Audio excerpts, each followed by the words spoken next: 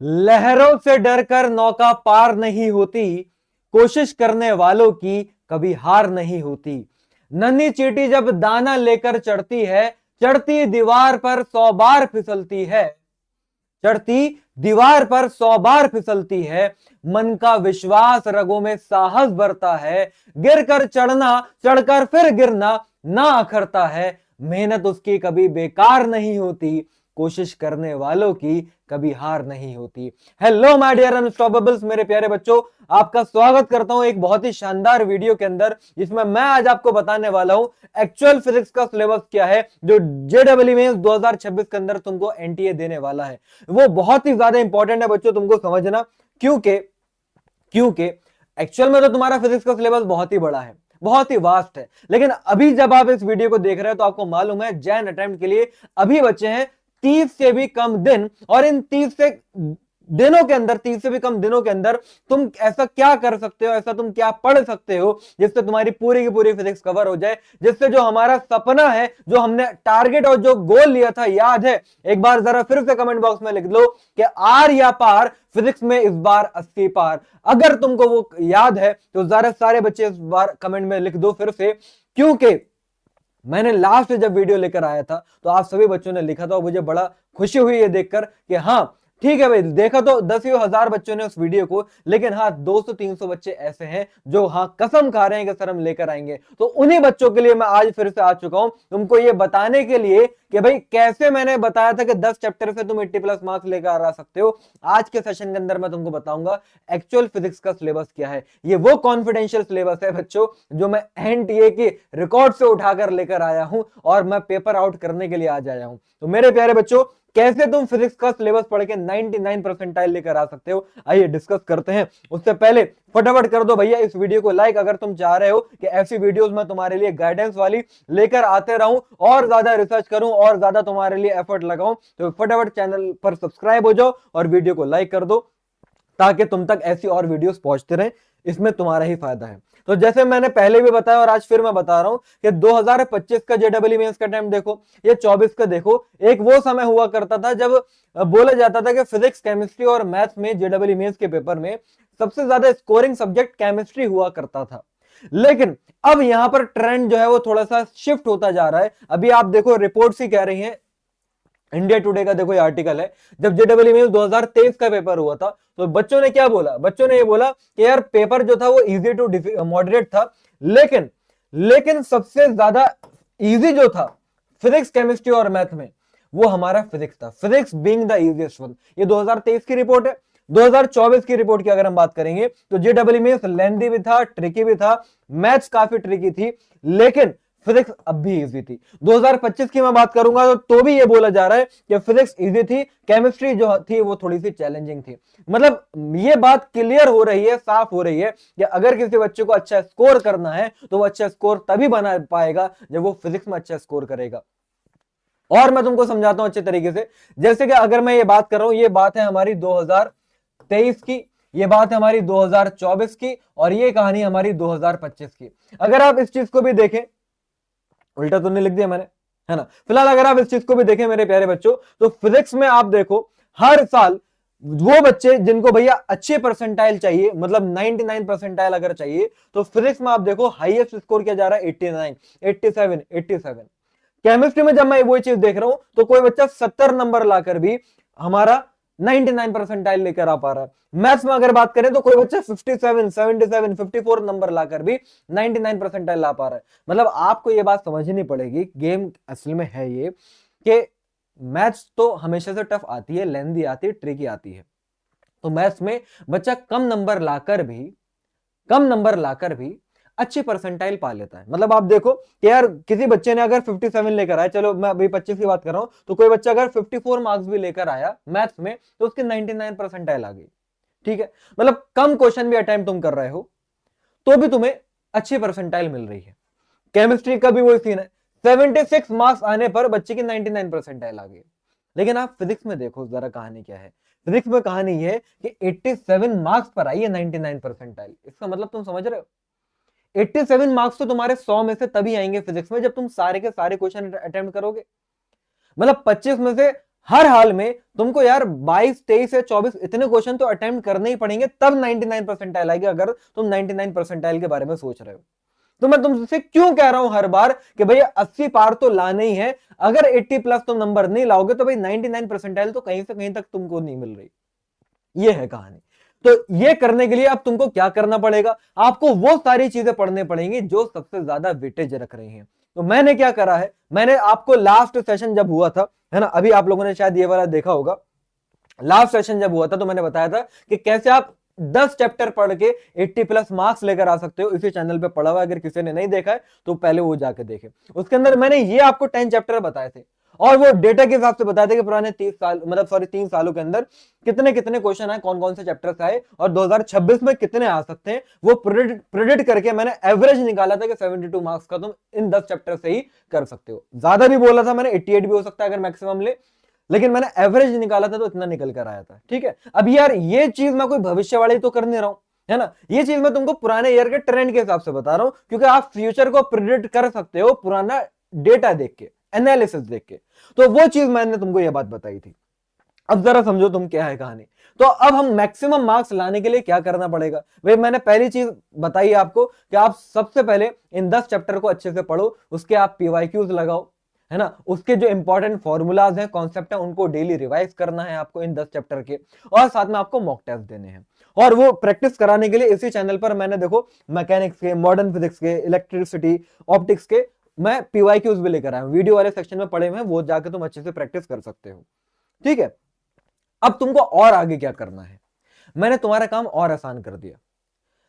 आपको इन सारे चैप्टर में कौन कौन से टॉपिक पढ़ने हैं वो मैं तुमको बताने जा रहा हूं। एक तो है फिजिक्स का सिलेबस जो एनटीए ने निकाला सब बच्चों के लिए कि भाई ये सिलेबस है, इस बार हम इनमें से क्वेश्चन देंगे। लेकिन मैं वो सिलेबस उठाकर लेकर आया हूं कि भाई ये वो सिलेबस है जिससे एनटीए पेपर बनाएगा, वो पेपर जो 2026 में तुम देने वाले हो। बहुत गहरी बात बता रहा हूं। और वो कैसे बताया, फिर वही बात, मैं डेटा पर ही बात करूंगा, मैं कोई भावनाओं में आके कि भाई मुझे ये चैप्टर अच्छा लगता है इसलिए तुम ये कर लो, ऐसी कोई कहानी नहीं है।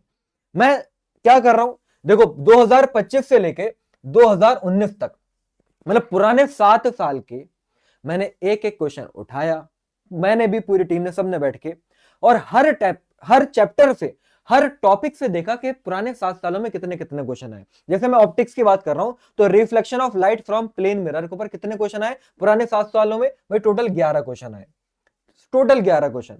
ऐसे मिरर फॉर्मूला और रिफ्लेक्शन से कितना है भाई, टोटल मिला के 24 क्वेश्चन आए। और उस हिसाब से परसेंटेज वेटेज तक तुम्हारे लिए निकाली और देखा कि अगर कोई बच्चा ऑप्टिक्स पढ़ने जा रहा है तो यार मैं क्या कह सकता हूं कि यार इस चैप्टर में से ये टॉपिक पढ़ लेना, यहां से क्वेश्चन आएगा ही आएगा।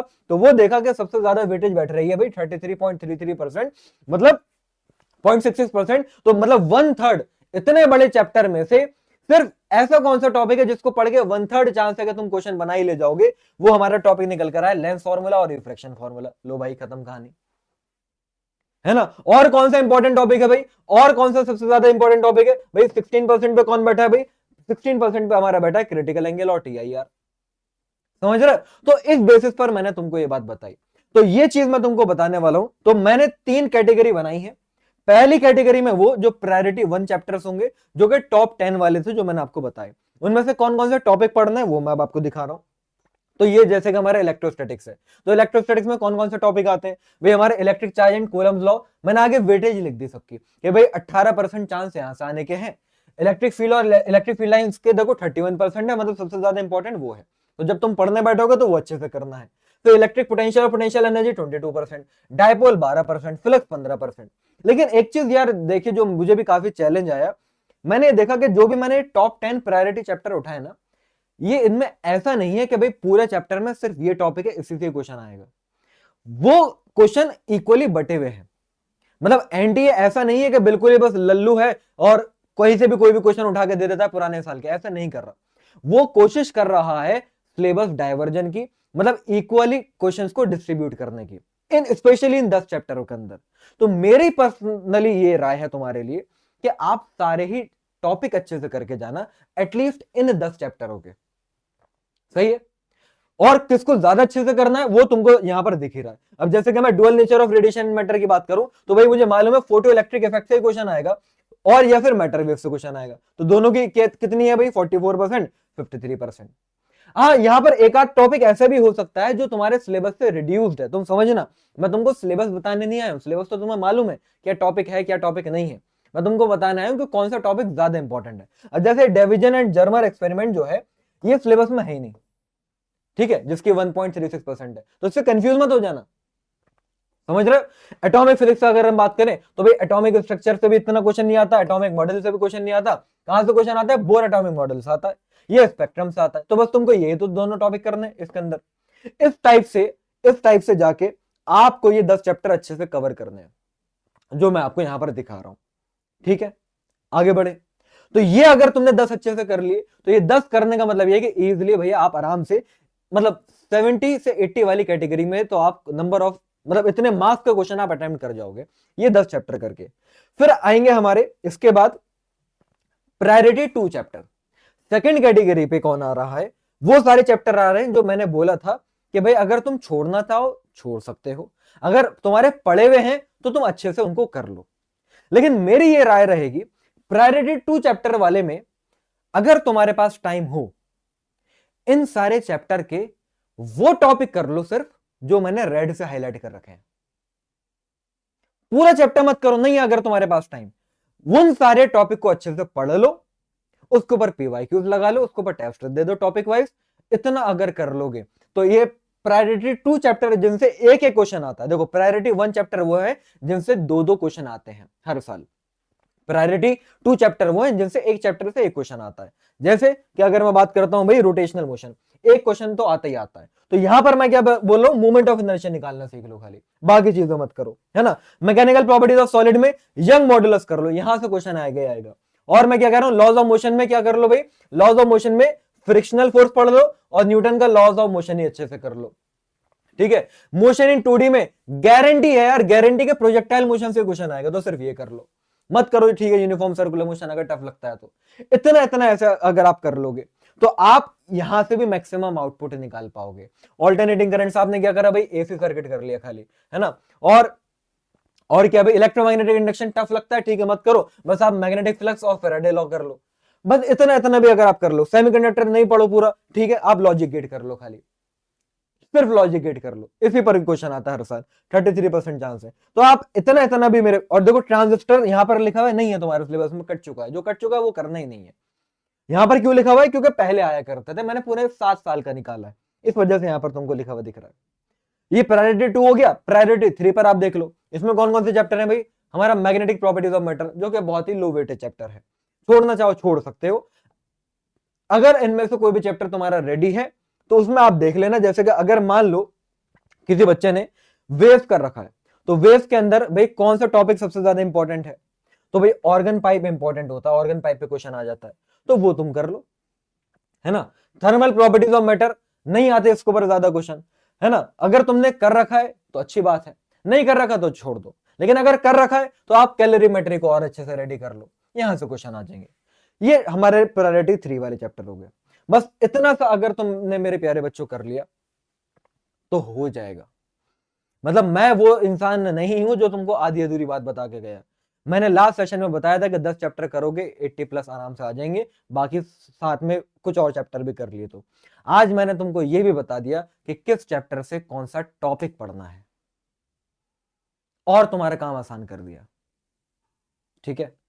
तो बस अब ईमानदारी से फॉलो करने पे इस बातों को लग जाओ, मेहनत करो, हर एक दिन को इतना अच्छे तरीके से यूटिलाइज करो। आज ऐसे पढ़ो कि जैसे कल तुम्हारा पेपर है। अगर इन 30 दिनों में तुम इस तरीके से पढ़ाई कर दोगे कि कल तुम्हारा पेपर है, तुम सोच के देखो कि अगर कल तुम्हारा सुबह एग्जाम होता, आज का दिन तुम किस तरीके से गुजारते।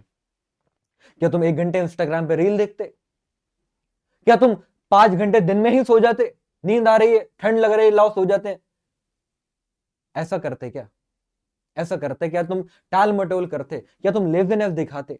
क्या पढ़ने का मन नहीं कर रहा? क्या मन के हिसाब से तुम पढ़ाई करते? नहीं करते था ना।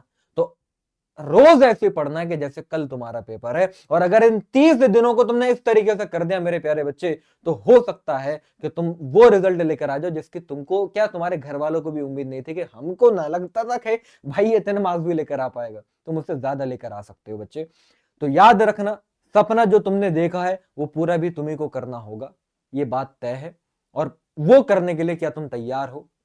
आग लगा दूंगा सर, फिजिक्स के पेपर में आग लगा दूंगा, ये लिखो जरा कमेंट बॉक्स में। फिजिक्स के पेपर को आग लगाने की जरूरत ना पड़े एग्जाम के बाद, फिजिक्स के पेपर में आग लगा के आएंगे सर, दोनों में फर्क है। ठीक है, दोनों में फर्क है। तो मिलते हैं बच्चों इसी टाइप से अगले सेशन में। अगर तुमको इसी टाइप का और ये टॉपिक वाइज वेटेज चाहिए केमिस्ट्री के लिए और मैथ्स के लिए भी, तो कमेंट में लिख देना कि we want for maths and chemistry also, तो वो मैम और सर लेकर हाजिर हो जाएंगे।